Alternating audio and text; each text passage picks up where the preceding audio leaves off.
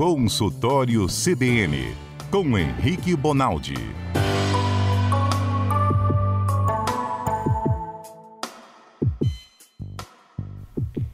Henrique Bonaldi é o médico que sempre nos ajuda aqui às terças-feiras, hoje um pouco atrasado, porque ficamos ouvindo aqui o pronunciamento, na expectativa do pronunciamento do presidente Jair Bolsonaro, que falou agora há pouco, num brevíssimo pronunciamento.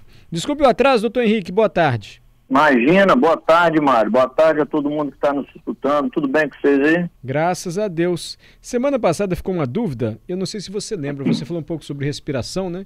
Que a gente deve respirar pelo nariz, porque temos os pelinhos do nariz que esquentam o ar e também bloqueiam impurezas, lembra disso?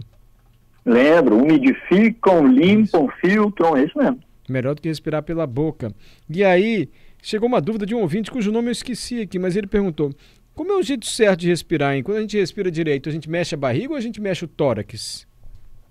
Ô Mário, isso é um padrão biomecânico que a gente chama. É uma mecânica gerada pelos músculos. E isso depende muito do indivíduo. Depende muito da capacidade aeróbica do indivíduo. Então, por exemplo, indivíduos que são mais atléticos, eles respiram com uma respiração mais abdominal do que indivíduos mais sedentários. Mulheres fazem uma ventilação mais dependente do peito do que com a barriga, diferente dos homens, que é mais barriga do que peito, mas é mais ou menos assim. O motor primário de você respirar ou não é o músculo diafragma, que lá na nossa aula de anatomia, quando nós fizemos aquela série lá de semanas falando sobre isso... Ótimo aquilo, que tá saudável. Vamos voltar com aquelas aulas de anatomia. O diafragma está aqui no meio do peito aqui, né? Isso aí, ele é o que divide peito de abdômen. O que divide sua barriga do seu peito é o diafragma. O diafragma segura na mão aqui, dá para sentir onde tem um buraquinho aqui exatamente, entre o peito e... Na verdade, Mário, ele é como se ele fosse uma cúpula, vamos pensar assim, sabe aquele pirex que a senhora que está nos escutando tem em casa e coloca um macarrão no final de semana? Sim. Ele é o pirex de cabeça para baixo, posicionado exatamente no final das costelas. Uhum. E aquele pirex, ele tem a ação, quando ele faz a contração, ele retifica. É como se o pirex virasse uma bandeja de pizza. Sei, ele vai meio que abrindo e fechando devagarzinho. É esse mecanismo que ele chama de Foley. Na hora que ele faz isso, ele puxa o ar para dentro do pulmão. Então, se a gente colocar aí o dorso da mão virado para nós e a palma da mão virado para o chão, é mais ou menos como se você tirasse a mão em garra e ficasse ela espalmada. Não sei se eu consegui me fazer entender. Conseguiu, sim. Assim que funciona o diafragma. Faz a garra com a mão, faz a garra com a mão e posiciona ela entre o seu abdômen, entre o abdômen e o peito. Uhum. E estica a mão. Esse é o movimento que o diafragma faz. Quando ele retifica, ele puxa o ar para dentro. E aí, Mário, mulher, pela questão do seio, pela questão da posição, socialmente falando, geralmente ela respira mais com os outros músculos e menos com o diafragma. Uhum. E homem, que é um cara já mais largado, respira mais com o diafragma. Por quê? Porque toda vez que você respira com o diafragma, as vísceras vêm para frente, então você fica com aquela mais barriguinha mesmo, certo?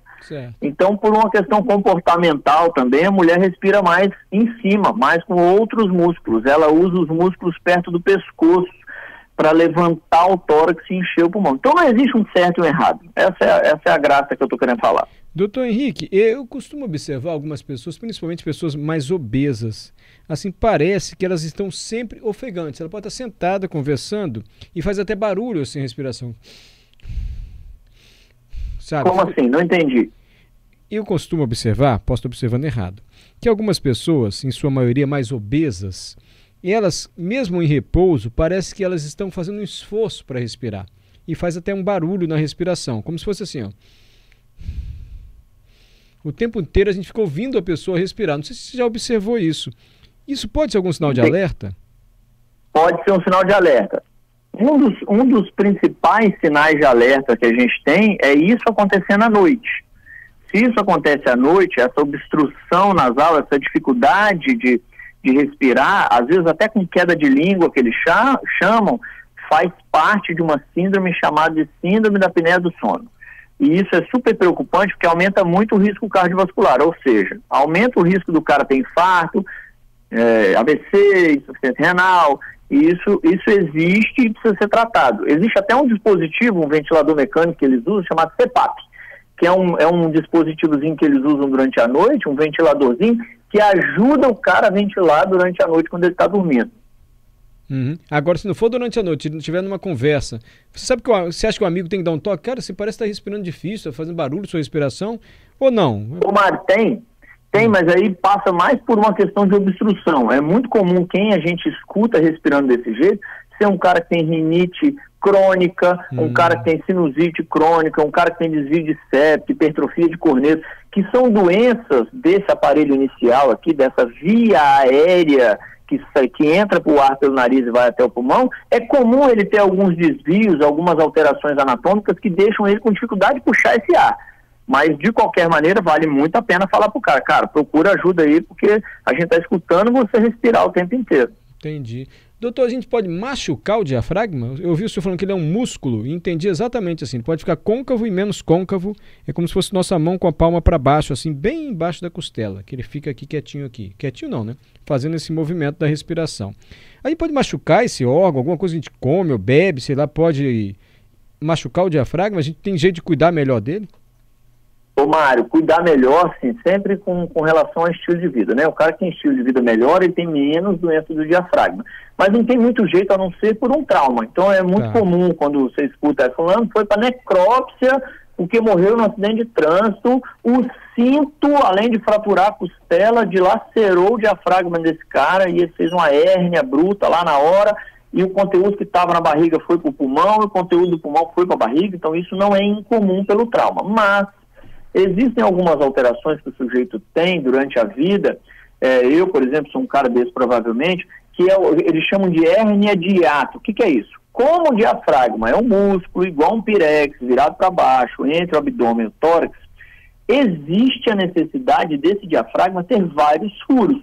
Um furo passa a aorta, que desce com o sangue nutritivo, outro furo é com a veia cava, que sobe com o sangue que foi usado lá nas pernas, na região abdominal de volta para o coração.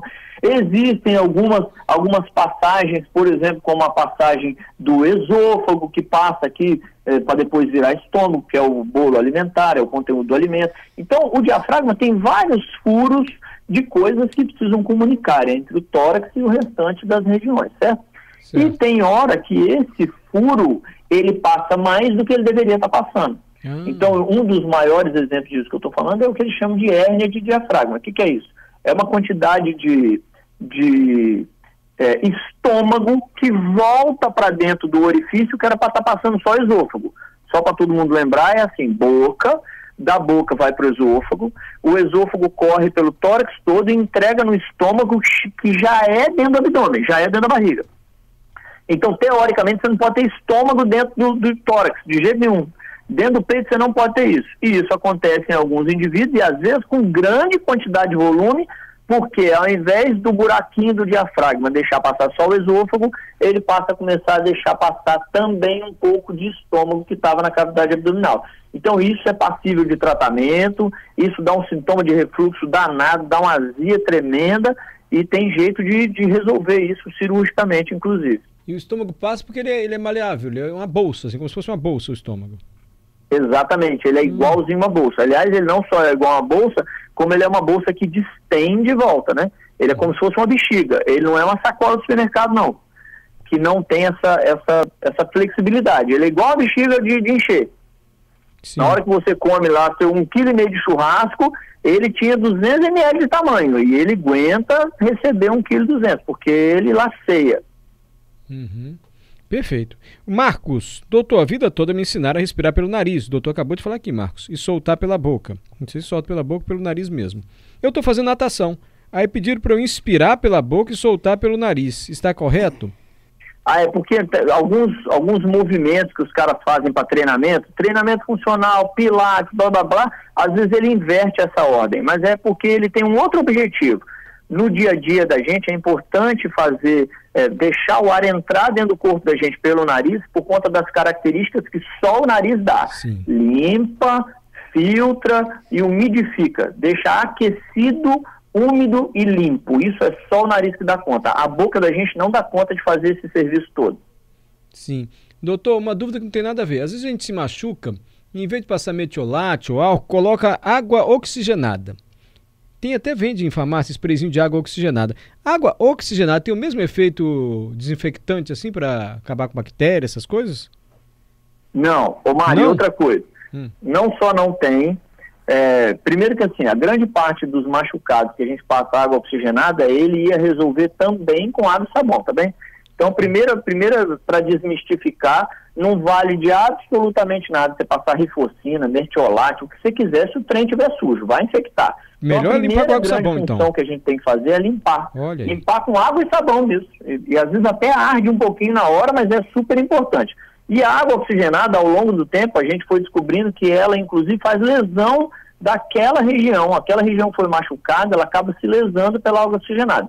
Então, assim, para todo mundo entender, machucou, água e sabão, e muita água e sabão, e depois tiver uma ferida muito grande, médico, porque pode ser que o cara tenha que passar um curativo específico, caso contrário, qualquer trem desse aí, rifocina, mertiolate, esses trem todos que a gente usou a vida inteira. Já ouvi dizer até que água oxigenada você devia jogar quando tá com a garganta inflamada. Borrifa água oxigenada na garganta, enfim. Já ouviu isso? Faz parte de uma limpeza da garganta. Tem gente que tem um negócio chamado cásio, fica uma criptazinha, fica umas cavernas dentro da garganta e vai acumulando alimentação, e o alimento vai ficando putrefado e tem um cheiro horrível.